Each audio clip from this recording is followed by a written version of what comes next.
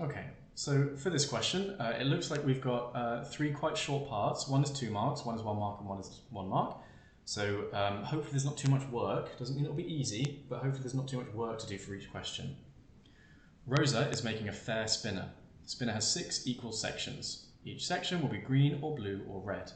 Rosa wants the probability of the spinner landing on green to be 1/6, blue to be 1/3, red to be 1/2.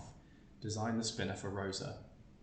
So starting with green, it's fairly straightforward. There are 6 sections on this spinner, and we need 1 out of 6 to be green. That's what that fraction means. It means 1 out of 6. I'm going to skip blue and come back to it, but if we move on to red, if the probability of it landing on red is 1/2, then we need half of this entire spinner to be red. So it doesn't matter where you put them, but we need 3 triangles to be red. They can all be in a row like this, or they can be spread out. As long as there's 3 of them, it doesn't matter. Now finally, the last 2 do have to be blue, but let's just talk about why. The probability of it being 1/3, with fractions, what you can do is times the top and bottom by the same number, and it keeps the fraction worth the same amount. So if I double this fraction to make it 2 out of 6, then it's a little easier to see that we just need 2 out of the 6 triangles to be blue.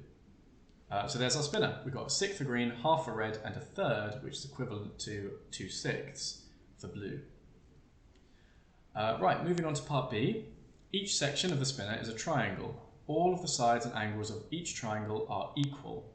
State the interior angle of each triangle.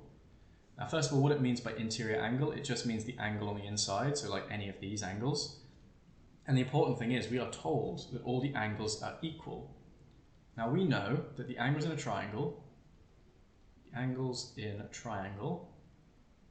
they add up to 180 degrees. Now because they're all equal, I can just do 180 divided by 3. I can split that 180 evenly between all 3 angles, and that'll tell me how big each one has to be. Only works because they're all the same size. So let's do 180 divided by 3. 3 is going to 1, no times, remainder 1, because we didn't use any of the 1. 3 is going to 18, 6 times, nothing left over, and 3 is going to 0, no times. So 180 divided by 3 is 60, so the interior angle of each triangle is 60 degrees. Now, as always, all that stuff I'm writing down is the equivalent of you doing stuff on paper, and you're only marked for what goes on the screen. So let's type out what we did.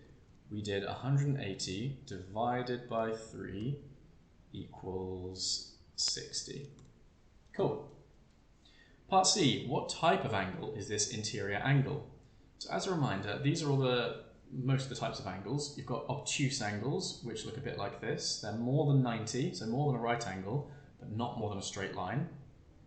You've got reflex angles, which go around like that. They are more than 180.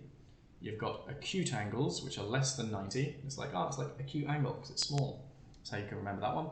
And you've got right angles, which are 90 degrees like that. Now, which of those best describes these angles inside the triangles? It is going to be acute angles because they are less than 90 degrees. And there you have it. So a little bit of probability, a little bit of shape stuff, and some non-calculator practice to when we divide it by 3. Cool, nice. On to the next one.